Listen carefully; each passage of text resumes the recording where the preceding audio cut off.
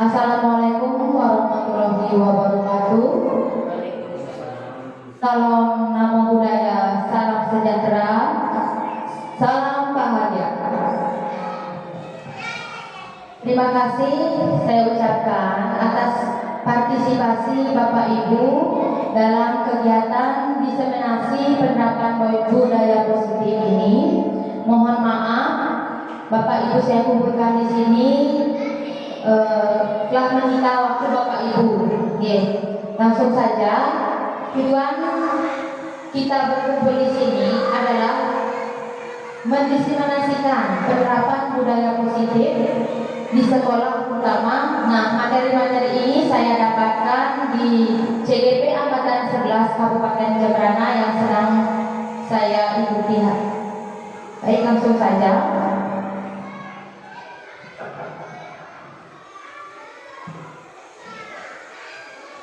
Penerapan budaya umat, adapun materi penerapan budaya positif kita hari ini adalah yang pertama, perubahan paradigma belajar, kemudian disiplin positif, motivasi perilaku manusia, kebutuhan dasar manusia, 5 posisi kontrol dalam restitusi, keyakinan perilaku, dan yang terakhir itu adalah segitiga restitusi. Nah, Bapak Ibu, masih ingatkah dengan tujuan pendidikan menurut Ki Hajar Dewantara? Apa yang bisa Bapak Ibu utarakan terkait pendidikan menurut Ki Hajar Dewantara? Mohon Bapak Ibu memberikan pendapat dari pertanyaan yang telah disajikan.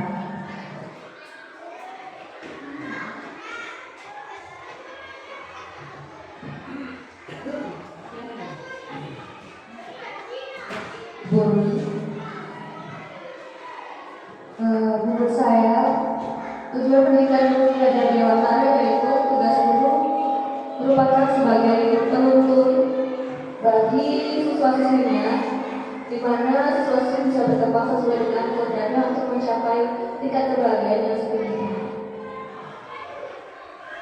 Terima kasih Bu Ruli atas jawaban yang diberikan. Sesuai dengan jawaban dari Bu Ruli, perubahan paradigma belajar menurut Ki Hajar Dewantara menyatakan bahwa tujuan pendidikan itu adalah menuntut segala kodrat yang dimiliki oleh anak untuk mencapai keselamatan dan kebahagiaan yang setinggi-tingginya, baik sebagai manusia ataupun sebagai warga masyarakat. Nah, pendidikan itu diibaratkan ada 3 faktor yang menentu, yaitu murid, sekolah, dan guru. Menurut Ki Hajar Dewantara, murid itu diibaratkan adalah sebuah benih-benih pendidikan. Kemudian sekolah itu adalah tempat persemaian benih-benih kebudayaan, dan guru itu diibaratkan sebagai seorang petani yang merawat, menuntun dan menyemaikan benih-benih tersebut agar menjadi bibit atau tanaman yang baik. Nah, tugas kita sebagai seorang guru itu bagaimana cara merawat anak didik kita supaya dia itu bisa mencapai potensi yang dimiliki dari anak-anak tersebut.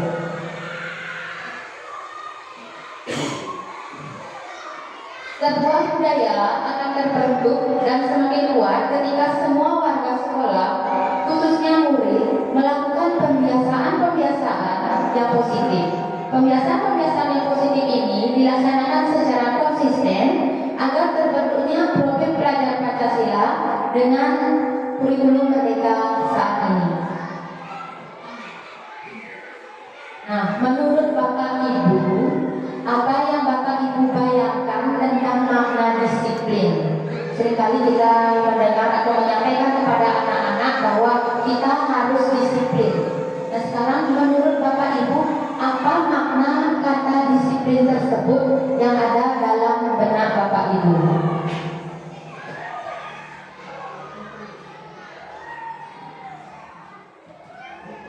Bu Made, silakan. Yang dapat kita bayangkan tentang makna disiplin itu adalah kita bisa berperilaku sesuai dengan norma dan peraturan tata tertib yang berlaku. Kalau bisa, semuanya itu agar mengikuti norma-norma agama, menjauhi segala larangan dan taati segala peraturannya. Terima kasih. Terima kasih Bu Ade sudah menyampaikan pendapatnya terkait makna disiplin. Nah, kata disiplin di sini erat kaitannya dengan tata tertib atau peraturan atau mematuhi aturan. Nah, dalam mematuhi aturan tersebut pasti ada rasa ketidaknyamanan karena kita harus patuh terhadap peraturan yang berlaku. Kebanyakan orang, nah seperti yang sudah disebutkan tadi, kepatuhan pada peraturan. Dalam budaya kita, kata disiplin dimaknai menjadi sesuatu yang dilakukan seseorang pada orang lain untuk mendapatkan kepatuhan. Kita cenderung menghubungkan kata disiplin tersebut dengan ketidaknyamanan. Karena dari kata disiplin tersebut, kita keluar dari zona nyaman kita. Misalnya, kita dituntut untuk datang tepat waktu ke sekolah misalnya. Padahal sebelumnya itu kita terbiasa bangun siang misalnya sebelum kita menjadi seorang guru.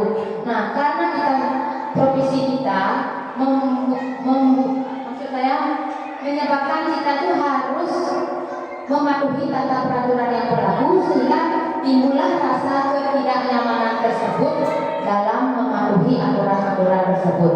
Sehingga kata disiplin itu cenderung dengan kata ketidaknyamanan.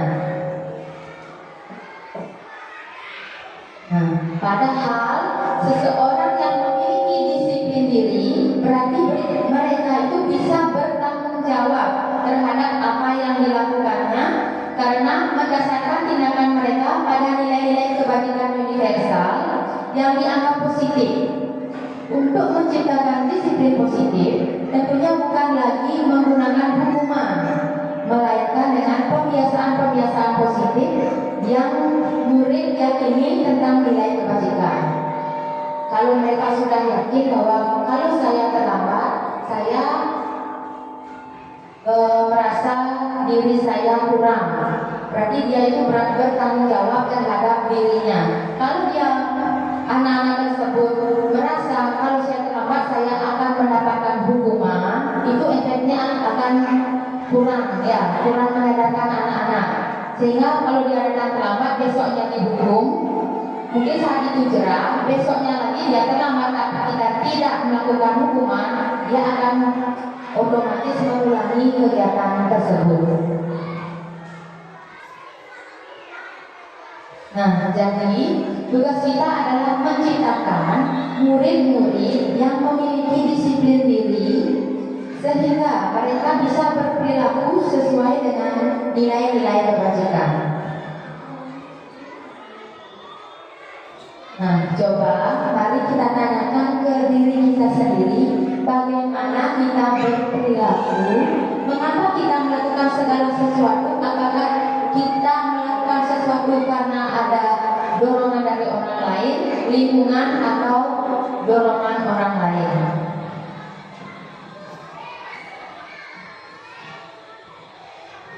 Motivasi perilaku manusia. Terkadang kita melakukan sesuatu karena kita menghindari rasa sakit atau ketidaknyamanan. Terkadang kita juga melakukan sesuatu untuk mendapatkan apa yang kita mau. Jika boleh saya tahu, apa alasan Bapak Ibu hadir ke sekolah tepat waktu? Sekarang saya tanyakan kembali, apa alasan Bapak Ibu hadir ke sekolah tepat waktu?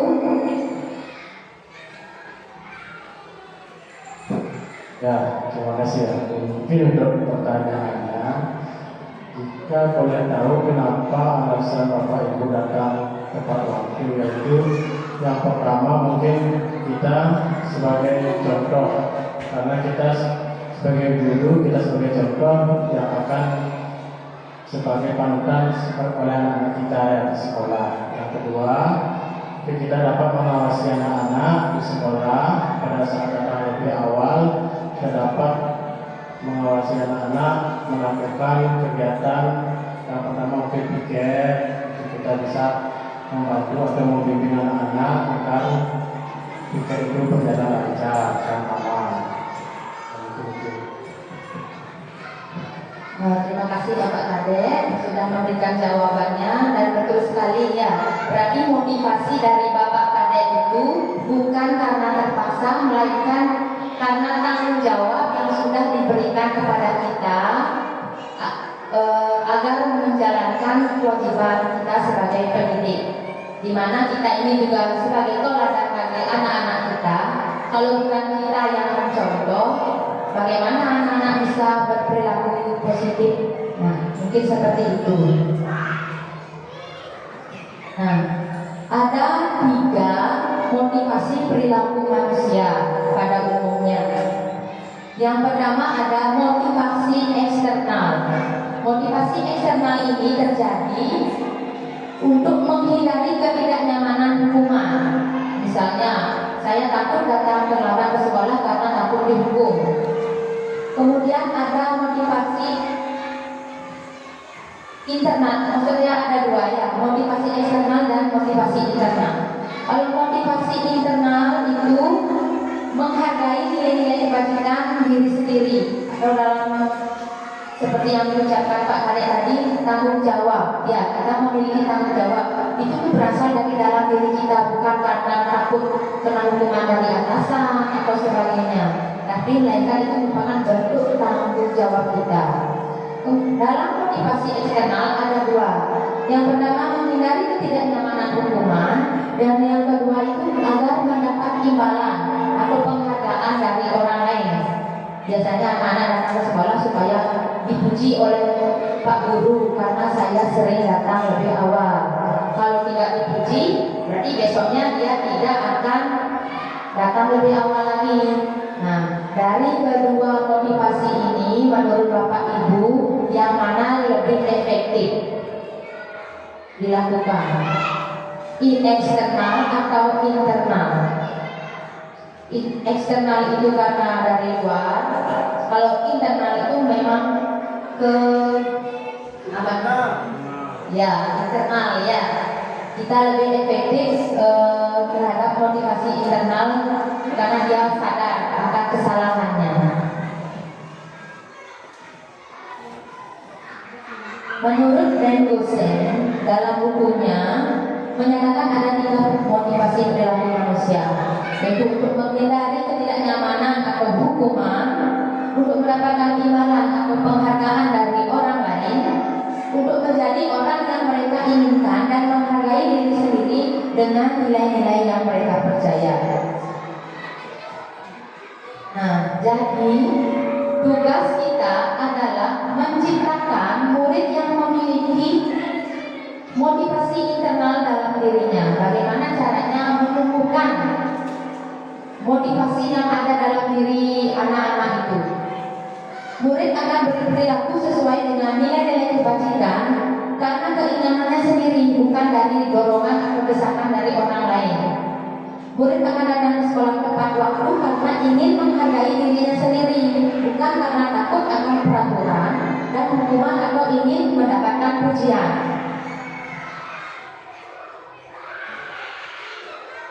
Nah, lalu bagaimana jika murid datang ke sekolah tidak tepat waktu? Apakah Bapak Ibu akan memberikan hukuman, konsekuensi, atau restitusi? Ya, ada 3 jenis. Hukuman itu bersifat memaksa, konsekuensi itu yang menyadari kesalahannya dan melakukan perbaikan. Kalau restitusi itu adalah kita yang memperbaiki dan dia yang memperbaiki dirinya sendiri. Nah, berikut saya sediakan tabel perbedaan antara hukuman, konsekuensi, dan restitusi. Kalau hukuman itu sesuatu yang menyakitkan itu harus terjadi. berupa paksaan ya. Kalau konsekuensi sesuatu itu harus terjadi, kemudian restitusi merupakan pilihan. Kamu mau seperti apa itu misalnya? Karena kamu datang terlambat, kamu mau seperti apa? Oh saya besok tidak mengulanginya dan saya akan mengerjakan tugas yang diberikan. Itu misalnya contoh restitusi. Kalau konsekuensi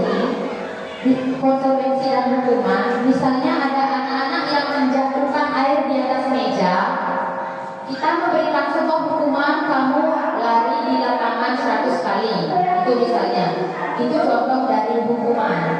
Kalau konsekuensi, nah kamu menjatuhkan air di atas meja, apa yang akan kamu lakukan? Nah, berarti kan kita memberikan murid itu pilihan. Oh, kalau ada air di atas meja, maka saya harus mengelapnya. Nah, seperti itu. Nah, kalau restitusi, ada air jatuh di atas meja. Apa yang kamu lakukan, benar atau salah? Tentu dia akan jawab salah. Dan apa pilihanmu untuk bisa menyelesaikan masalah ini? Mungkin dia memilih untuk membersihkan di atas meja, kemudian dia besok tidak akan lebih teliti lagi dalam mengerjakan sesuatu. Mungkin seperti itu.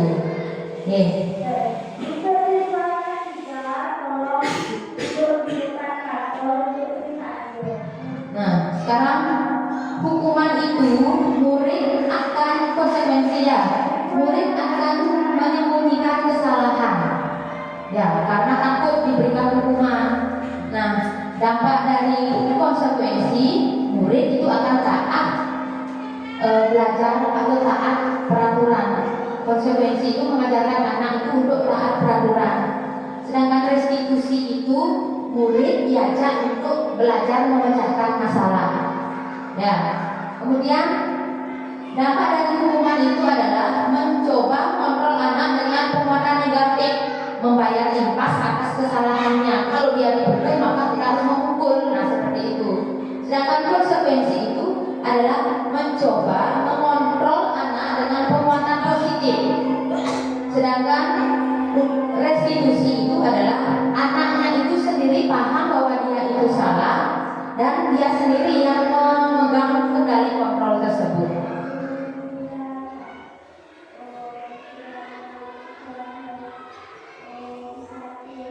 Nah, setelah membaca tabel tadi, apa yang akan ibu dan bapak guru lakukan jika menemukan murid yang perilakunya negatif? Seperti yang saya bilang tadi, misalnya datang terlambat, tidak mengerjakan PR. Pilihan dari bapak ibu itu seperti apa? Apakah memberikan sebuah hukuman, konsekuensi, atau restitusi? Nah, saya tanyakan dulu apakah bapak ibu sudah paham mengenai hukuman atau ada yang ingin ditanyakan terkait hukuman, konsekuensi, dan restitusi?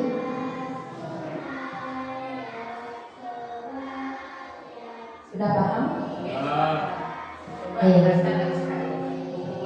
konsekuensi, dan Restitusi. Ya. Nah, saya akan menjelaskan lebih sekali tentang perbedaan antara hukuman, konsekuensi, dan restitusi. Nah, misalnya jika ada anak yang datang terlambat ke sekolah, kalau hukuman biasanya kita akan memberikan berupa hukuman fisik atau psikis. Kamu harus lari di lapangan 100 kali, atau kamu karena datang terlambat silakan bersihkan toilet, WC. Nah, itu sebuah hukuman. Nah, kalau konsekuensi, kita yang menanyakan murid itu sendiri. Kamu datang terlambat, apa yang akan kamu lakukan kalau kamu datang karena hari ini sudah datang terlambat? Kita yang menanyakan.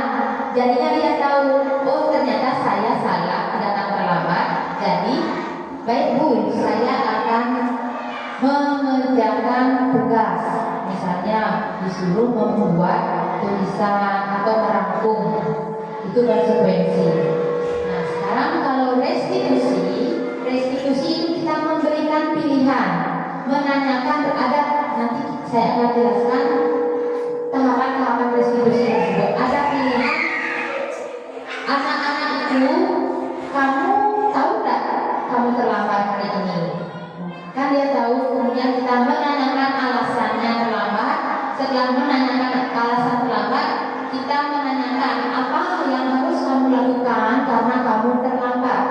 mungkin anak-anak akan menjawab, saya akan ke kelas meminta izin jika ada tugas, saya akan mengerjakan tugas. Mungkin seperti itu. Lebih ke kita memberikan sebuah pilihan kepada anak-anak. Bagaimana Ibu? Pas. Nah, untuk lebih menguatkan lagi, nah coba Bapak Ibu jawab dari pernyataan tersebut, yang mana yang termasuk hukuman dan yang mana termasuk konsekuensi. Ya, yang pertama, mencatat 100 kali di dalam buku kalimat saya tidak akan datang terlambat. Konsekuensi. Ya, ya nanti dijawab, nanti akan ada jawabannya. Kemudian nomor kedua, lari mengelilingi lapangan basket 2 kali karena terlambat hadir di sekolah. Hukuman. Kemudian ketiga, murid diminta push up 15 kali menggunakan masker. Hukuman atau konsekuensi? Hukuman. Membersihkan tumpahan air di meja karena tersenggol pada saat belajar. Bersihkan konsekuensi. Konsekuensi. Kemudian murid disuruh untuk menggunakan sepatu seharian di sekolah karena tidak mengenakan sepatu hitam. Murid disuruh untuk mengenakan sepatu. Oh, maksudnya di sini lah murid disuruh untuk tidak mengenakan, ya ada kata tidaknya, karena mungkin kan yang aturannya memakai sepatu hitam, kemudian anak tersebut memakai sepatu putih, disuruh melepas sepatunya. Nah, hukuman apa konsekuensi? Kemudian lari mengelilingi lapangan basket 2 kali karena terlambat 10 menit untuk pelajaran PJOK. Hukuman. Ini jawabannya ya, Bapak Ibu. Yang pertama itu sebenarnya adalah hukuman, karena dia itu datang terlambat, tidak ada kaitannya dengan pelajaran.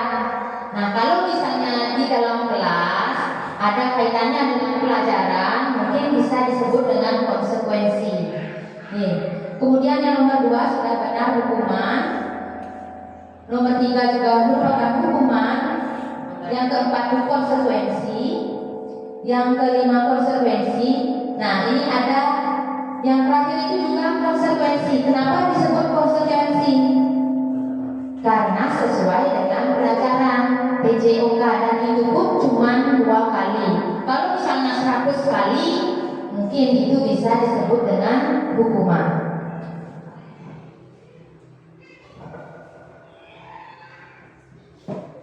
Nah, pemberian hukuman akan membentuk identitas gagal pada murid. Untuk membentuk identitas sukses pada murid, kita bisa melakukan konsekuensi atau restitusi. Nah, restitusi adalah proses menciptakan kondisi baik bagi murid untuk memperbaiki kesalahan mereka sehingga mereka bisa kembali pada kelompok mereka dengan karakter yang lebih kuat.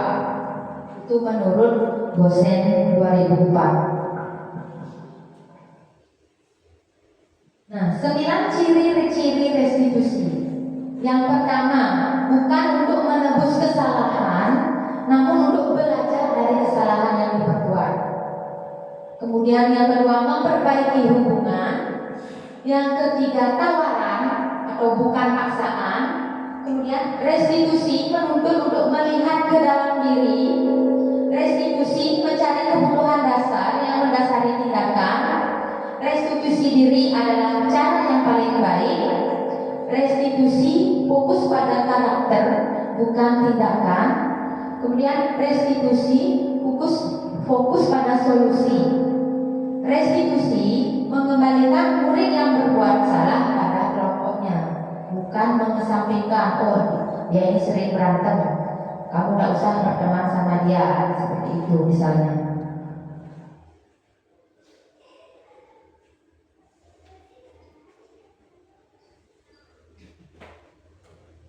Nah, sebelum lanjut ya, mungkin biar tidak mengantuk Bapak Ibu, mari kita melaksanakan espreting karena kelihatan Bapak Ibu sedang mengantuk karena ini jam siang ya.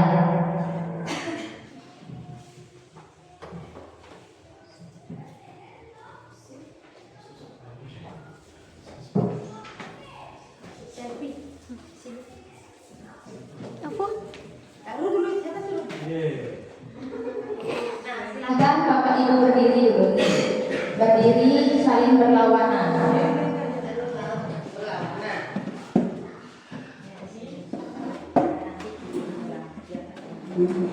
Ya, saya sudah meletakkan sebuah permen di bangku Bapak Ibu. Ya, siapa cepat dia dapat. Ya, gamenya itulah siapa cepat dia dapat. Ya, silakan dulu berdiri.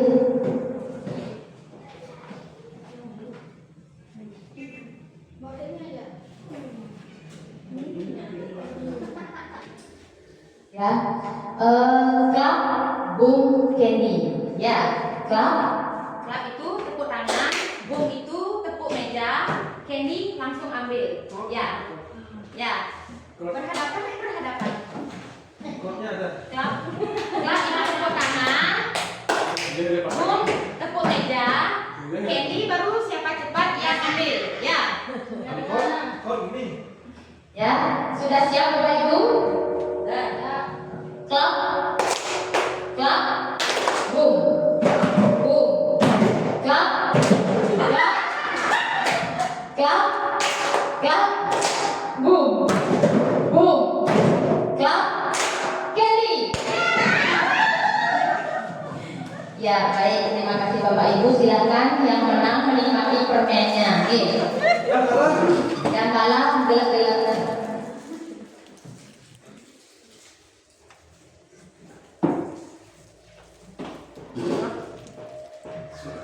Baik, bisa dilanjutkan Bapak Ibu. Sekarang saya akan menjelaskan tentang kebutuhan dasar manusia.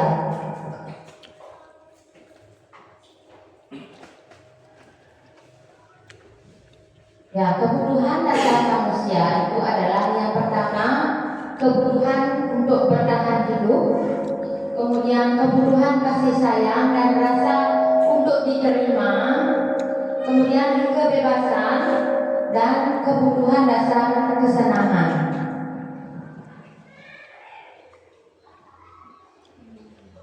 Nah, di sini saya memberikan sebuah kasus tentang Bimo. Bimo seorang anak TKB selalu berlari keluar kelas menuju jalan raya di depan sekolahnya yang ramai dengan kendaraan. Tingkahnya membuat guru Bu Ani bingung dan seringkali lari mengejarnya. Ada beberapa kemungkinan jawaban yang diberikan oleh Bimo. Yang pertama itu adalah aku senang main kejar-kejaran dengan guru. Itu seru, itu katanya. Nah, menurut Bapak Ibu, kebutuhan dasar apa yang diperlukan atau yang diinginkan oleh Bimo pada saat karena dia ingin kejar-kejaran dengan ibu gurunya? Ada kebebasan, kesenangan, kekuasaan, dan cinta kasih. Menurut Bapak Ibu yang mana? Cinta kasih sayang. Cinta kasih sayang. Ya, menurut ibu kepala sekolah itu katanya cinta kasih sayang. Kurang kasih sayang di rumah sehingga bisa Dan dia mau main kejar-kejaran dengan bu guru. Kemudian untuk kasus yang kedua, aku bosan belajar mewarnai terus di dalam kelas. Kalau seperti itu kebutuhan dasar apa menurut Bapak Ibu? aku bosan belajar mewarnai terus. Penguasaan, kesenangan, cinta kasih, kebebasan. Rasanya merupakan bagi kesenangan. Kesenangan karena dia bosan belajar di dalam kelas. Nah, coba Lawannya. kamu kelihatan. Ya. Yang pertama itu ya, senang main kejar-kejaran dengan ibu guru merupakan kebutuhan dasar kesenangan. Kemudian yang kedua itu bosan belajar mewarnai terus di dalam kelas itu kebebasan. Dia itu ingin bebas. Bosan dia karena selalu disuruh mewarnai di dalam kelas. Ya karena ingin keluar ya. Nah sekarang yang ingin saya tanyakan, bagaimana posisi ibu atau bapak saat mengontrol kedisiplinan murid? Ya, ini ada 5 posisi kontrol kita sebagai seorang guru. Yang pertama itu penghukum, kemudian yang kedua membuat rasa bersalah, yang ketiga sebagai teman, yang keempat sebagai pemantau, dan yang terakhir itu adalah manajer.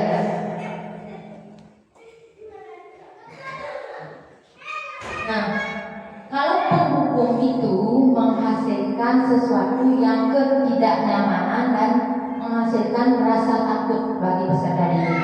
Contohnya adalah patuhi aturan saya atau awas, kamu akan bapak hukum itu misalnya. Kamu selalu saja salah, nah, itu posisi kita sebagai penghukum. Selalu pasti selalu terakhir yang selesai itu misalnya. Kemudian yang kedua, pembuat rasa bersalah. Itu lebih ke menyerang psikologis murid. Kalau penghukum itu biasanya fisik murid. Kalau rasa bersalah itu psikologi murid. Ibu sangat kecewa sekali dengan kamu misalnya. Berapa kali ibu harus bilang, kenapa kamu terus mengulanginya? Gimana coba kalau orang tuamu tahu kamu itu nakal? Nah, otomatis dia itu akan merasa bersalah dalam dirinya. Kemudian sebagai teman atau mengontrol murid, ayo bantulah demi bapak. Masa nggak mau bantu bapak? Misalnya sebagai teman. Nah, bapak kan sering membantu anak-anak selama ini. Kenapa anak-anak tidak mau membantu bapak sekali ini saja? Itu misalnya contoh posisi kontrol kita sebagai teman. Itu mengontrol murid. Nah, selanjutnya itu adalah pemantau atau mengingatkan. Ya, anak-anak peraturannya apa? Kalau anak-anak melanggar, apa yang akan terjadi? Nah, itu misalnya. Jadi anak-anak itu sudah tahu mana yang baik, mana yang belum. Itu kalau di posisi kontrol pemantau itu kita hanya mengingatkan saja. Kemudian sanksi apa yang akan kamu dapatkan jika kamu melakukan pelanggaran ini? Itu misalnya anak-anak itu sudah tahu, oh kalau saya tidak mengerjakan PR maka sanksinya adalah seperti ini. Nah, sebelum ke pemantau tersebut kita harus membuat kesepakatan atau keyakinan kelas dulu di dalam kelas, sehingga anak-anak tahu batasannya. Kalau saya melakukan hal ini akibatnya akan seperti ini. Itu tujuannya ya. Kemudian yang terakhir itu manajer. Nah, ini manajer ini adalah posisi yang tertinggi kita sebagai guru. Kalau semua anak-anak sudah, kalau kita bisa berada di posisi manajer, kita tidak perlu guru BK sebenarnya di sekolah kalau kita bisa memposisikan diri kita sebagai manajer. Karena di sini anak-anak itu sudah yakin kalau berbuat salah, dia punya keyakinan diri, dorongan dari dalam dirinya, saya tidak boleh berbuat salah karena akan seperti ini akibatnya. Itu juga sebaliknya. Nah, mungkin kita sebagai guru di sini baru di posisi kontrol yang pembuat rasa bersalah atau di teman ya, hanya mengontrol siswa. Diusahakan supaya mari kita belajar bersama-sama supaya minimal kita bisa menjadi pemantau, di mana kita membuatkan kesepakatan atau keyakinan di dalam kelas anak-anak supaya anak-anak itu menyadari apa kesalahannya. Karena anak-anak itu berbuat salah, biasanya anak-anak itu tidak tahu dia salah, gitu loh. Biasanya anak-anak itu tidak apa-apa, ini wajar. Itu anggapan anak-anak, beda dengan pola pikir kita. Karena anak-anak itu masih dalam tahap belajar.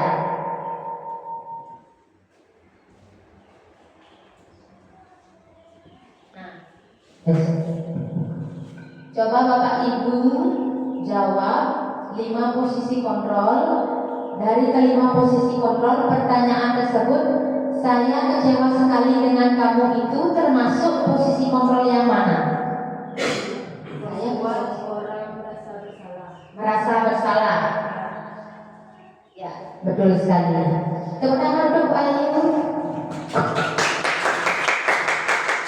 Ya, saya kecewa sekali dengan kamu itu membuat orang itu menjadi rasa bersalah, menyerang psikologis anak. Ya, seperti yang sudah saya bicarakan tadi, dalam menciptakan posisi kontrol anak-anak kita sebagai pemantau atau sebagai manajer, kita perlu membuat keyakinan kelas. Nah, seperti contoh, mengapa kita memakai helm? Kalau bepergian membawa sepeda motor, kenapa kita memakai helm atau apa tujuan kita memakai masker? Itu misalnya. Menurut Bapak Ibu atau menurut kita, ya kita memakai helm tujuannya adalah untuk melindungi kepala jika ada kecelakaan atau takut terbentur. Tapi menurut keyakinan anak-anak, kita memakai helm supaya tidak ditilang. Nah, itu berarti bukan dari keyakinan diri, dari motivasi eksternal, masih belum meyakini bahwa helm itu penting atau masker itu penting untuk menjaga kesehatan. Nah, seperti itu. Ya, dalam keyakinan kelas, mereka itu perlu memahami, perlu mendengarkan arti sesungguhnya dari peraturan-peraturan yang diberikan, arti dari nilai-nilai kebajikan di balik peraturan tersebut. Apa tujuannya kita membuat aturan tersebut? Itu anak-anak itu dijelaskan. Apa sih tujuannya kita mematuhi tata tertib, tidak datang terlambat, supaya tidak hanya momok bahwa saya hanya ingin mematuhi tata tertib, saya tidak mau dihukum. Tuh, biar dia itu sadar bahwa tata tertib itu dibuat agar menciptakan sebuah disiplin positif. Jika saya melanggar, konsekuensinya adalah seperti ini. Itu misalnya.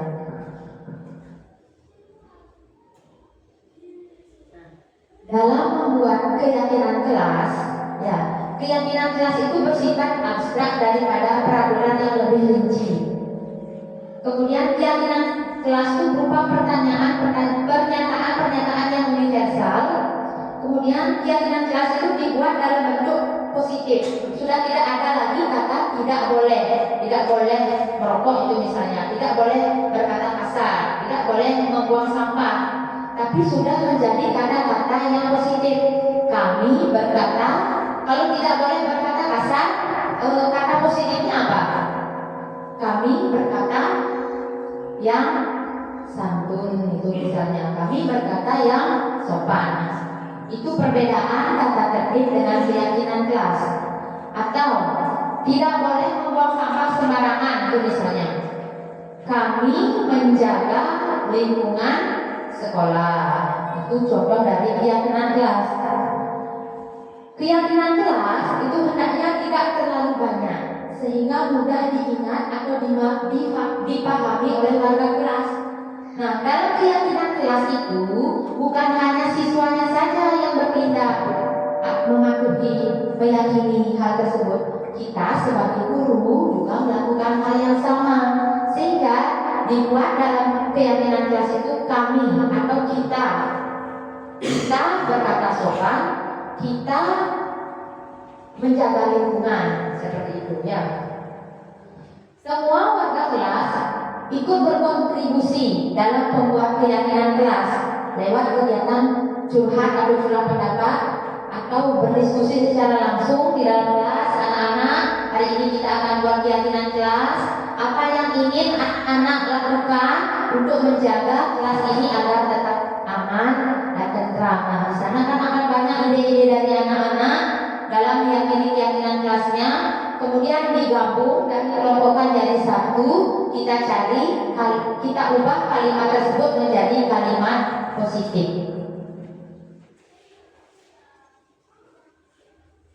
Nah, berikut langkah-langkah menyusun keyakinan kelas. Yang pertama, mengajak murid membayangkan kelas impian versi apa yang mereka inginkan.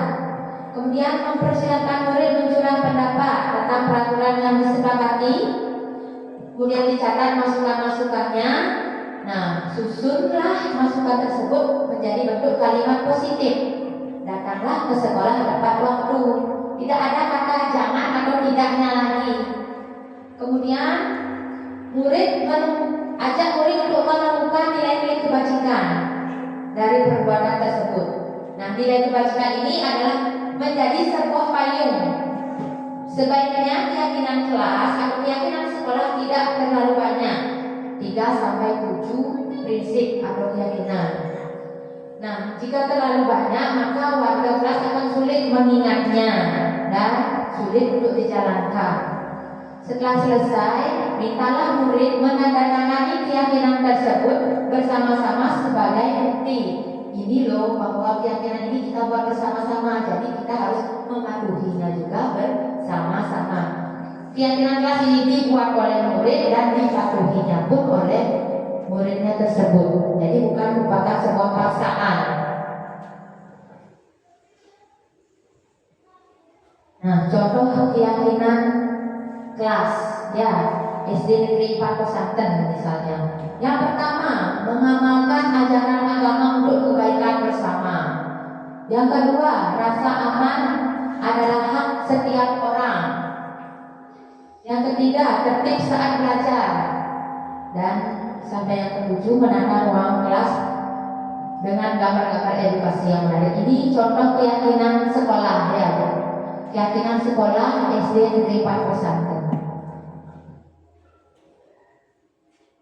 Nah, sekarang tugas Bapak Ibu, silakan ubah peraturan tersebut, pernyataan peraturan tersebut ke dalam keyakinan kelas. Ya, biar bisa menerapkannya nanti. Siapa tahu anak-anak agama muda seperti itu, Bapak Ibu bisa merubah menjadi kalimat-kalimat positif.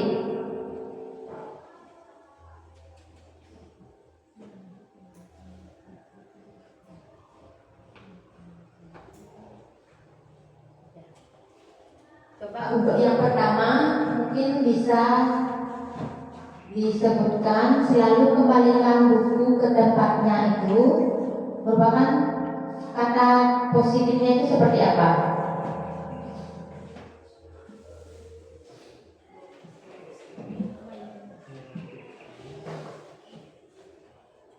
Itu bentuk apa namanya? Kalau mau mengembalikan buku ke tempatnya itu suatu bentuk apa? Ada tanggung jawab, kejujuran, cinta kasih. Nah, dalam mengembalikan buku ke tempatnya itu termasuk jenis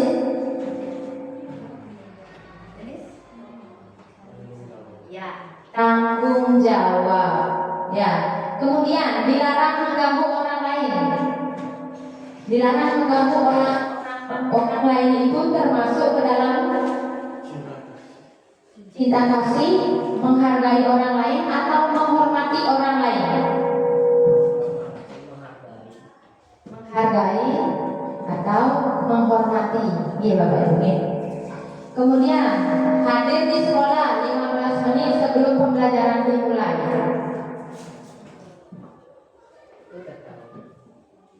Tanggung jawab atau komitmen. Ya, komitmen karena hadir tepat waktu. Dilarang melakukan kekerasan, itu bentuk kekerasan berarti kan dalam bentuk keselamatan. Ini jawabannya Bapak Ibu. Ya, dilarang menggunakan narkoba. Keyakinan kelasnya itu mengarah ke kesehatan. Bergantian atau menunggu giliran itu bentuk dari menghormati orang lain atau bersabar, nilai kebajikannya. Menggunakan masker itu kesehatan dan atau keselamatan. Jangan berlari di kelas atau di koridor, itu bentuk keselamatan atau keamanan. Segitiga restitusi kita lanjut ke segitiga restitusi, yaitu merupakan tahapan untuk memudahkan para guru dan orang tua dalam melakukan proses untuk menyiapkan anaknya untuk melakukan restitusi.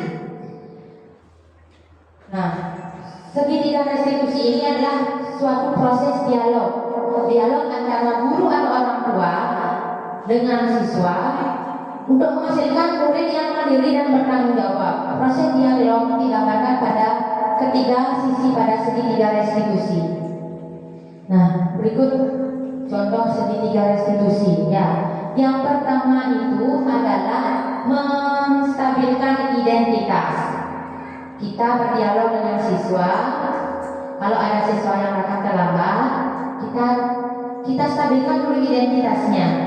Setiap orang itu pernah melakukan salah, misalnya Intan, kenapa kamu terlambat? Maaf Bu, saya salah. Nah, kita dialog lagi. Tidak apa-apa Intan, semua orang pasti pernah melakukan kesalahan, atau kamu bukan yang satu-satunya pernah melakukan ini. Nah, setelah kita menstabilkan identitas, kita validasi tindakannya yang salah. Nah, kamu tahu, kita validasi itu kita menanyakan alasannya dia melakukan kesalahan. Tidak apa-apa Intan, kamu memilih lebih datang terlambat lebih baik daripada kamu tidak sekolah, itu lebih baik. Dan kita validasi dulu kesalahannya dia, membenarkan dulu kesalahannya dia, tapi setelah itu kita tanyakan alasannya dia melakukan tersebut. Jadinya kita tahu, oh alasannya itu mungkin semalam saya begadang nonton HP kelamaan, itu misalnya. Barulah kita, oh karena menonton HP kelamaan jadi kamu datang terlambat. Nah, dalam bahasa Balinya tuh halus-halusin lah kalau dalam segitiga restitusi. Baru kita menanyakan keyakinan kelas. Kita masih ingat tidak dengan keyakinan kelas yang kita buat? Mungkin dia akan menjawab, ingat Bu, kita harus datang tepat waktu. Nah, kalau seperti itu, sekarang Intan melakukan sebuah kesalahan, apa konsekuensi dari kesalahan Intan? Dia sendiri yang menjawab, menyimpulkan dan mencari solusi dari segitiga restitusi ini ya.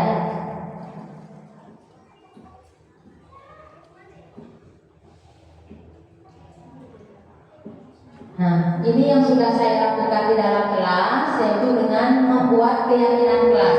Sebelum kita melakukan segitiga restitusi, kita harus membuat keyakinan kelas terlebih dahulu, seperti yang sudah disebutkan tadi.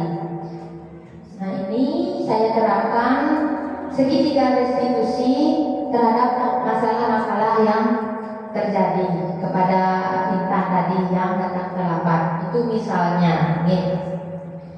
Baik,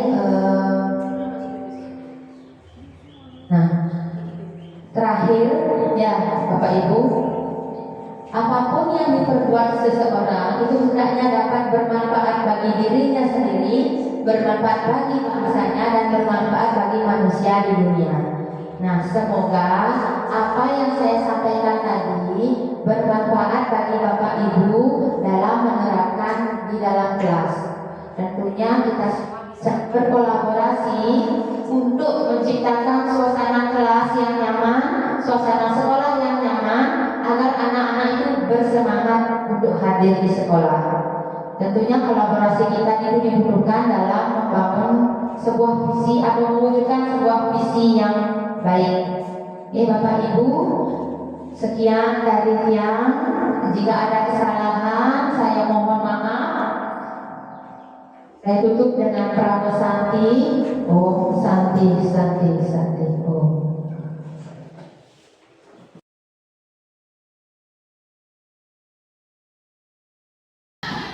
Baik, selamat pagi anak-anak. Pagi. Bagaimana kabar kalian hari ini?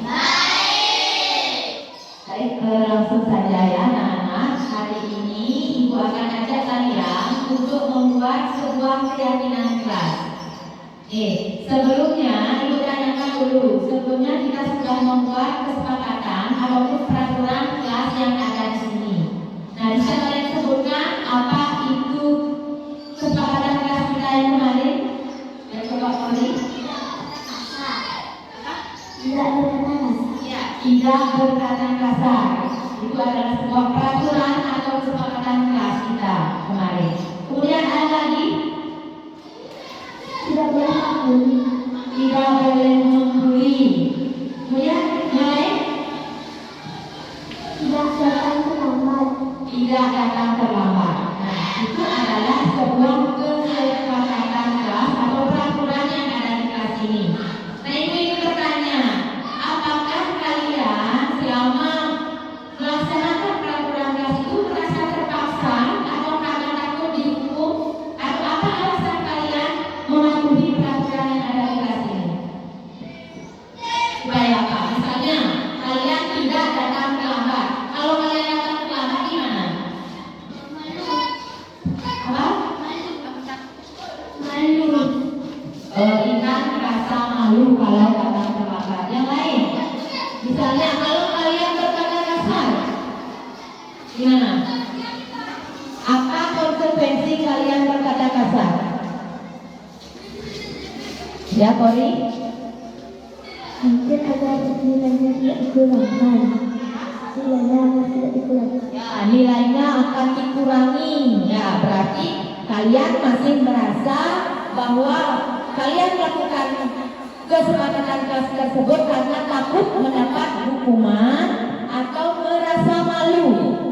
Nah, ada dua itu ya, ada dua jenis. Satu, merasa malu, berarti kalau sudah merasa malu berarti dari dalam diri sendiri.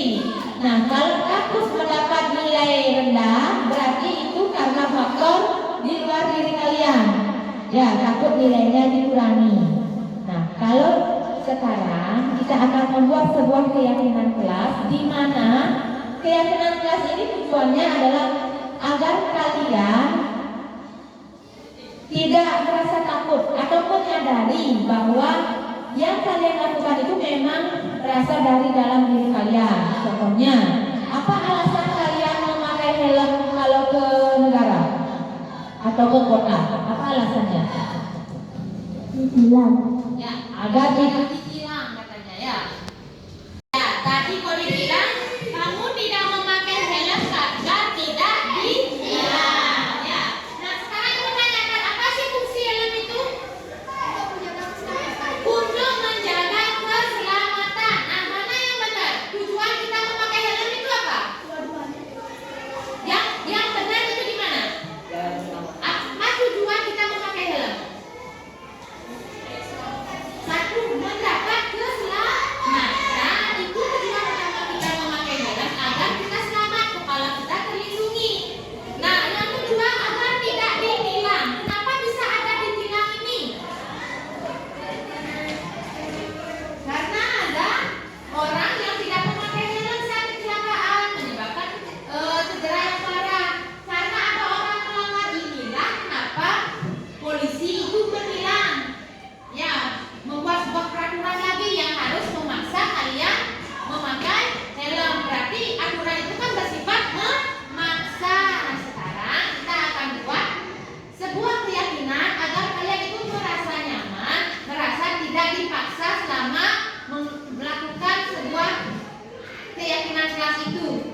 Ya, misalnya kalau kalian datang terlambat, artinya kan gimana? Kalian akan merasa malu.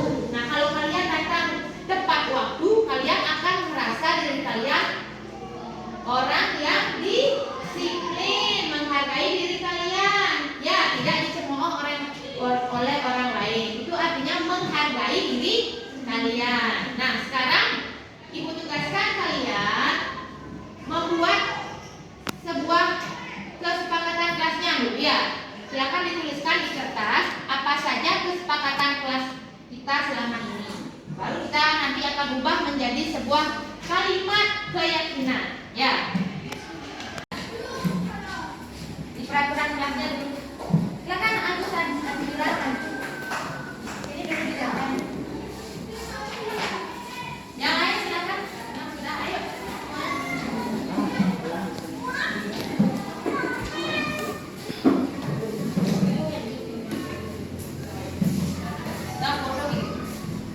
Foto.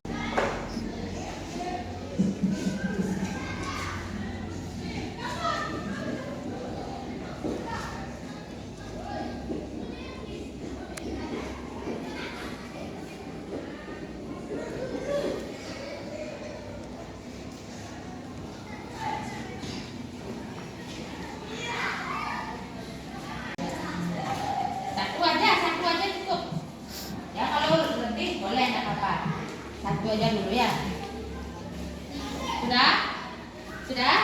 Nah, sekarang yuk silakan.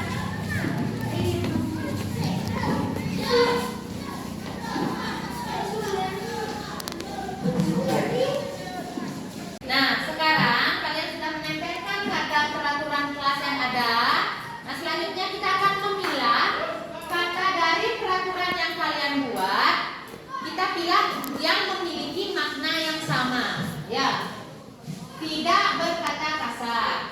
Ya. Kemudian tidak berkata kasar di sama ya. Tidak berkata kasar dengan membuli itu juga sama. Ya. Kemudian ini sama juga, tidak berkata kasar. Tidak berkata kasar. Tidak membuat tugas. Ini beda ya.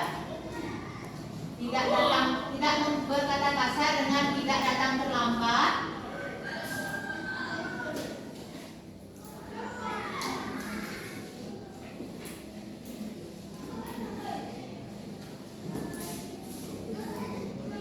Kenapa tidak ada yang membuat tugas? Apa maksudnya? Membuat tugas secara tepat waktu itu. Gimana? Ya, sudah anak-anak, Ibu sudah kelompokkan kata-kata yang memiliki makna yang sama. Sekarang tugas kita adalah mengubah kata-kata ini menjadi sebuah kalimat positif. Contohnya adalah tidak membuang sampah sembarangan. Berarti yang harus kalian lakukan adalah kalau tidak membuang sampah sembarangan berarti gimana? Kalimat positifnya gimana? Lingkungan menjadi bersih.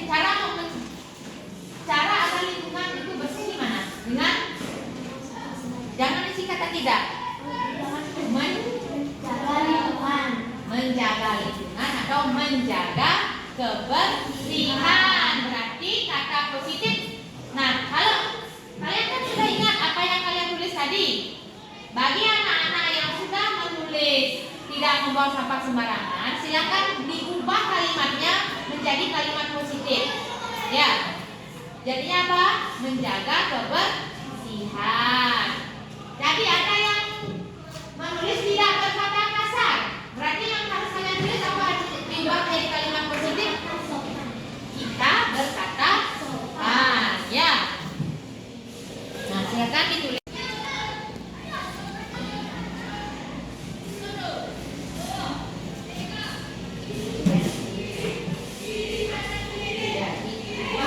Kalimat positif ya. Nah, ada tadi yang menulis tidak mengerjakan tugas. Artinya apa? Membuat tugas tepat. Ya, membuat tugas tepat waktu itu adalah bentuk dari apa yang namanya? Membuat tugas tepat waktu. Itu bentuk dari tanggung Jawab. ya, kami bertanggung jawab. Jadi ya, silakan ditulis. Kamu apa ya? Boleh berkata kasar berarti kamu tulis kami berkata ya, kami berkata sopan.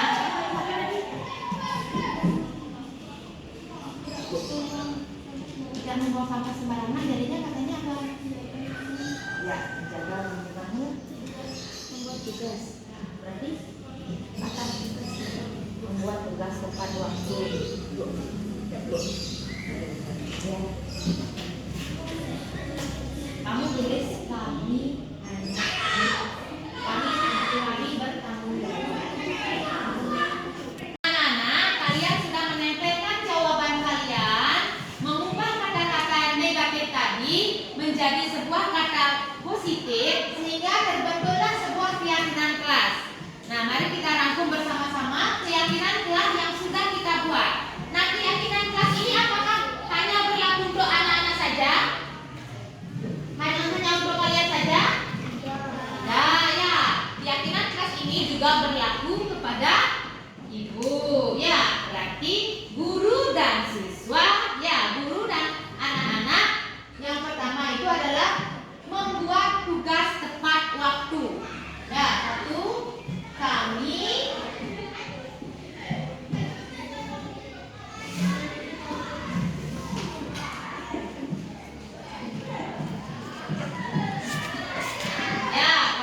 membuat tugas tepat waktu. Yang kedua,